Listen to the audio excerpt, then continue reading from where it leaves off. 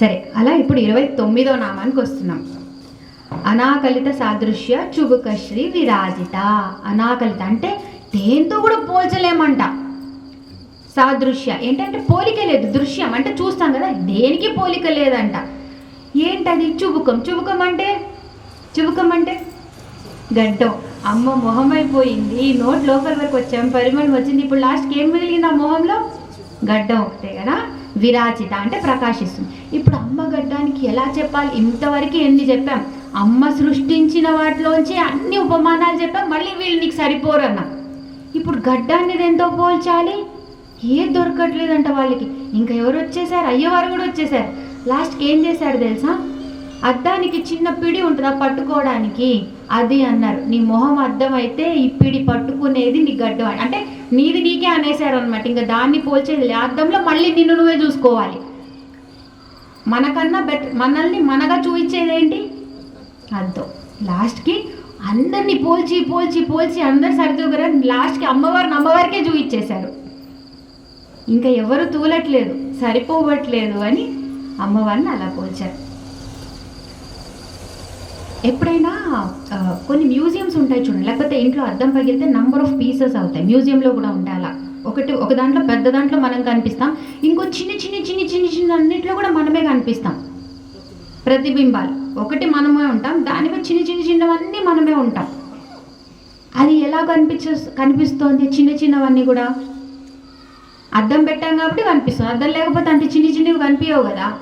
So పెద్దది ఒకటే, పెద్ద అద్దం ఒకటే, అదెవరు? శివుడు. ఆ చిన్ని అన్నిట్లో మీరే కనిపిస్తున్నారు. ఒక్కొక్కరు అన్నిట్లో మీరే. వందలు వేలు ఎన్ని అద్దాలు, చిన్న అద్దాలు ఉంటే అన్ని వేలు. అద్దంలో ఉన్నది మీరేనా? పెద్ద అద్దంలో, చిన్న అద్దంలో, చిన్న వాటిలో ఉన్నది కూడా మీరేనా? కానీ అది ఇది మీరే అని ఎలా చెప్పగలుగుతున్నారు? అద్దం ఉంది. ఆ అద్దం ఎవరు? అమ్మవారు. అంటే మీరు ఎక్కడి నుండి అయితే వచ్చారో శివుడు అంటే మీ మూలము, మీరిద్దరు వేరు కాదు, ఒక్కటే. కానీ అది ఆ ఒక్కటే అని చెప్పడానికి ఒకళ్ళు ఉండాలి కదా. ఎవరది? అది అమ్మ. అదే అమ్మ అద్దంలాగా పనిచేసి ఆ బింబము, ఈ ప్రతిబింబం అంటే అక్కడున్న బింబం శివుడు, మనమున్న ఇంతమంది ప్రతిబింబాలు ఒక్కటే అని అమ్మ పట్టుకుందనమాట. ఆ పనిని చేసుకుంటూ అమ్మ కూర్చుంది. సో లాస్ట్కి ఎవరిని పట్టుకుంటే అక్కడికి వెళ్తాం? అమ్మని పట్టుకుంటే అక్కడికి వెళ్తాం. ఇప్పుడు 30వ నామం. కామేశబద్ధ మాంగళ్య సూత్ర శోభిత కందర. సో కామేశబద్ధ మాంగళ్య, కామేశ శివుడు, బద్ధ అంటే బంధం, సూత్రం కడుతున్నారు, మాంగళ్య మంచిది, మంగళసూత్రం, శోభిత అమ్మవారి, కందర అంటే కంఠం. ఇప్పుడు అమ్మవారి కంఠం అంట అయ్యవారు కట్టిన మంగళసూత్రంతో శోభిల్లుతుందంట. ఇక్కడ 4లా చేసుకుందాం. మన్మధుడు గుర్తున్నాడా? మన్మధుడిని ఏం చేశాడు? శివుడు భస్మం చేశారు కదా. ఇప్పుడు ఎందుకు భస్మం చేశాడు అక్కడ మన్మధుడిని?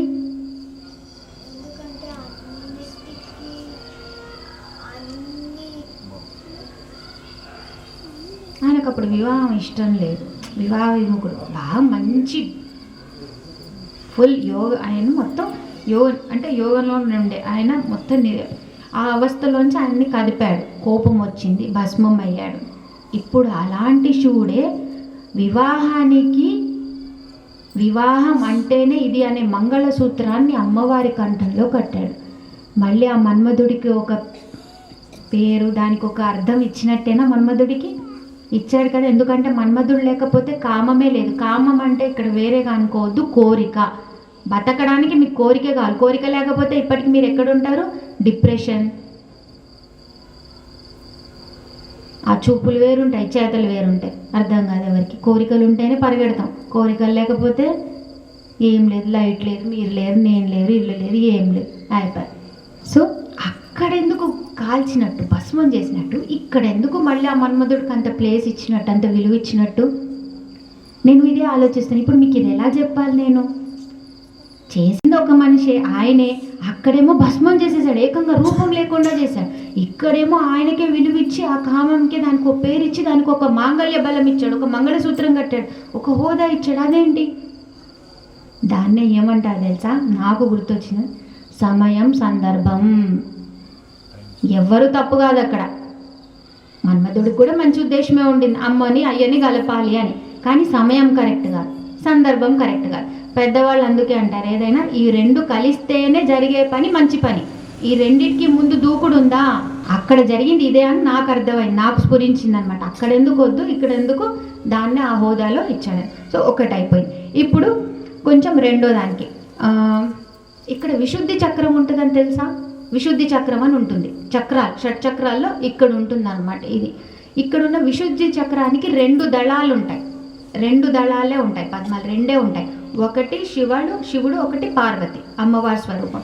ఇవే మనం ఉచ్ఛ్వాస నిశ్వాస అంటే ఊపిరి తీసుకోవడం వదలడం అని కూడా అనొచ్చు అనమాట. వీటినే మనం వాక్కు, అర్థం అంటే కూడా వీళ్ళే. కంఠం దగ్గర నుంచి మీకు ఏమొస్తుంది? మీరు మాట్లాడడానికి కావాల్సిన భాష రెడీ అవుతూ ఉంటుంది అనమాట. బయటికి ఏంలా వస్తుంది? అది వాక్కులా వస్తుంది. కానీ వాక్కు ఉంది, దానికి అర్థం లేకపోతే ఏం చేస్తారు? అర్థం లేని వాక్కుకు విలువ ఉందా?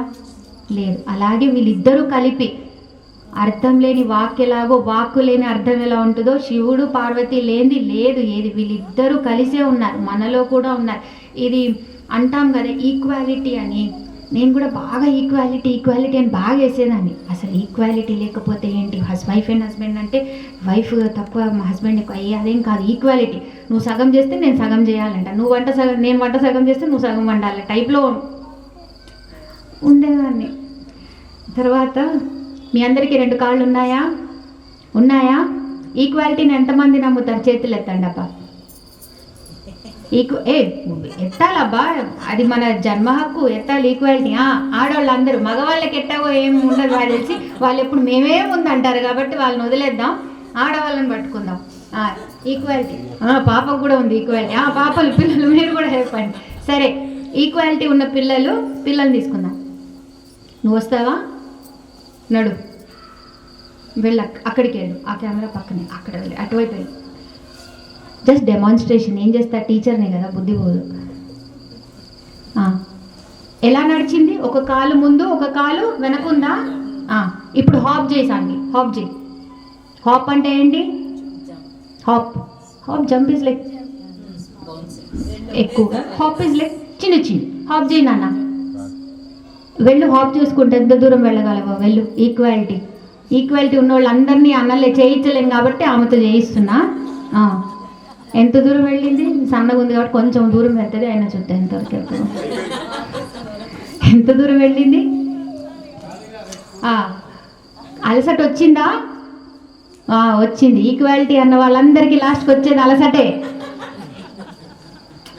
ఇది ఎలా ఉంటుంది అంటే వి కాంప్లిమెంట్ ఈచ్ అదర్. ఇది మనం, ఇది కాదు. మరి ఏముండాలి?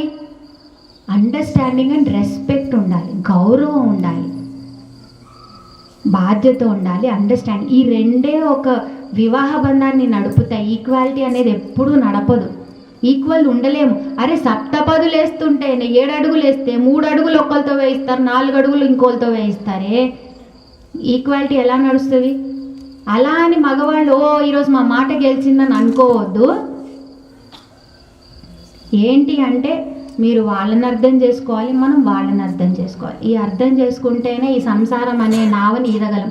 లేకపోతే రోజు దానిలో ఏం పడతాయి? చిల్లులు పడతాయి నీళ్ళు ఎత్తుకోవాలి, బయట నీళ్ళు తీయాలి, బయట తలుపులో గొడవలు అవుతుంటే తలుపులు వేసుకొని గొడవ వేసుకోవాలి. బాగున్నారట, బాగున్నామంటే బాగున్నాం, మాకేమైంది, ఇలా ఉంటుంది అనమాట. సో వీళ్ళు దానికి నిదర్శనం అనమాట. వీళ్ళు కాంప్లిమెంట్ ఈచ్ అదర్.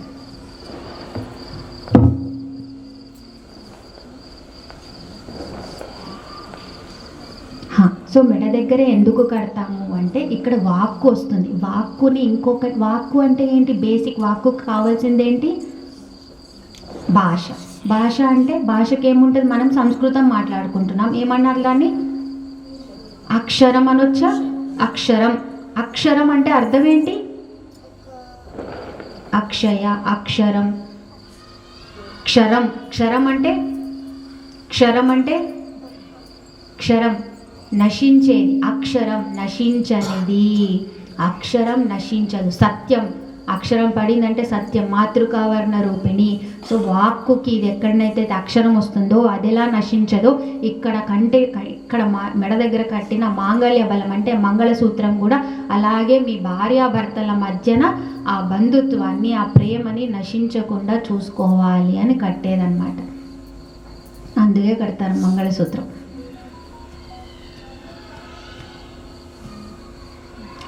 మంగళసూత్రం మెడ ఎక్కడ కడుతున్నావు? మెడ దేన్ని కనెక్ట్ చేస్తుంది? మనకున్నవి రెండేంటి? తలలో అంతా ఏం తలలో ఏముంటుందంట? బుర్ర. ఆలోచన అంతా బుర్రలోనే. ఆ ఆలోచన వచ్చిన దానికి ఆలోచన వస్తే సరిపోతుందా? పని చేయొద్దు. ఎవరు కావాలి? ఆ రెండింటికి కనెక్షన్ ఎవరు?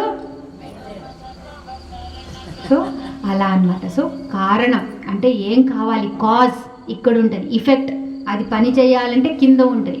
కాజ్ అండ్ ఎఫెక్ట్ని కలిపేది ఏ సూత్రం అయితే ఉందో అదే మంగళసూత్రం. అంటే పైన ఉన్న పరబ్రహ్మంని, కింద ఉన్న సృష్టిని, పైన ఉన్న శివుడిని, కింద ఉన్న పార్వతిని, పైన ఉన్న సంకల్పాన్ని, కింద ఉన్న కల్పాన్ని, వీటి రెండింటినీ కలిపే బంధం ఏదైతే ఉందో ఆ సూత్రమే మంగళసూత్రం. ఈ రెండు ఎప్పుడైతే తెలుసుకుంటామో అదే బ్రహ్మసూత్రం కూడా అవుతుందన్నమాట. అంటే ఇది పరబ్రహ్మం, ఇది సృష్టికి మూలం అనేది. బాగాలేదా? బాగుంది కదా, నాకు భలే నచ్చింది. క్షీరసాగర మదనం ఎంతమంది గుర్తుంది? Very good. ఏం జరిగింది క్షీరసాగర మదనంలో? ఫస్ట్ ఎవరికి వచ్చింది? ఈ విష్ణుమూర్తి అక్కడ వేరే ఆయన మొత్తం నడిపించినాడులే. మహాభాగవతంలో సగం, మహాభారతంలో అక్కడ నడిపించినట్టు ఇక్కడ కూడా నడిపించేసాడు అనమాట. సో ఫస్ట్ ఏమొచ్చింది? ఎవరికి వచ్చిందంట? దేవతలు తీసుకున్నారు. ఏం తీసుకున్నారు? అమృత కల్పతరువు తీసుకున్నారు, కామధేనువు, ఐరావతం. అంటే ఒక్కొక్కరు, లక్ష్మీదేవి కూడా అందులోంచి వచ్చింది. మళ్ళీ కూడా విష్ణువు ఏం లేకుండా అయిపోయాడు. అందరూ అందులోంచి వచ్చారు. లాస్ట్కి ఏమొచ్చింది అంటే ఇంకా రావాల్సిందని ఏమొచ్చింది? హాలాహలం. ఇప్పుడు అందరు పాపం వెనక్కి వెళ్ళిపోయారు. వాళ్ళకి ఏదో పనులు గుర్తొచ్చాయి, వెనక్కి వెళ్ళిపోయారు. ఇప్పుడు ఎవరు రావాలి? అందరు ఎటువైపు చూశారు? శివుడు వైపు చూశారు. శివుడు ఎవరి వైపు చూశాడు? అమ్మ వైపు చూశారు. అమ్మ ఏమంది? సరే అంది. అంటే ఒకటే అనిపించింది, తన మాంగళ్యం మీద ఆ తల్లికి ఎంత నమ్మకం ఉండిందో అని. అసలు వీళ్ళిద్దరిని పట్టుకుంటే కదా ఒకవైపు బాగుండి అనిపిస్తుంది, ఒకవైపు ఏడుపు వస్తుంది. వీళ్ళ పెళ్ళి లోక కళ్యాణమే, వీళ్ళది పిల్లలు లోక కళ్యాణమే. అసలు వీళ్ళ కోసం అంటూ వీళ్ళు ఉన్నారా అని. ఎవరు చేస్తారమ్మా మంచి అంతా? ఎవరికి వాళ్ళు ఎత్తుకెళ్తున్నారు. ఎంత దేవతలు నాకు మంచి చేసే వాళ్ళైనా వాళ్ళకి హాలాహలం మింగమంటే అమృతం కావాలన్నారు, కానీ హాలాహలం మాకు వద్దన్నారు. ఆమె దేన్ని నమ్ముకొని మరి ఈయనని మింగమని చెప్పింది? ఆమె మాంగళ్యం మీద ఆమెకి ఎంత నమ్మకం ఉండిందో, ఆ మాంగళ్యం మీద ఆ శివుడికి ఇంకెంత నమ్మకం ఉండిందో ఆ ఇద్దరికే తెలియాలి. పెళ్ళి కాని వాళ్ళు ఎవరైనా ఉంటే ఈ నామం జపిస్తే పెళ్ళి అవుతుందంట. ఈ కాలంలో పెళ్ళి వద్దని అందరూ అంటున్నారు. అయినా ఎవరైనా కావాలి అనుకునే వాళ్ళు ఎవరైనా ఉంటే చెయ్యొచ్చు. వద్దంటానా? అమ్మ పెళ్ళైన వాళ్ళు కాదమ్మా, పెళ్ళి కాని వాళ్ళు. ఓం శ్రీ మాత్రే నమః.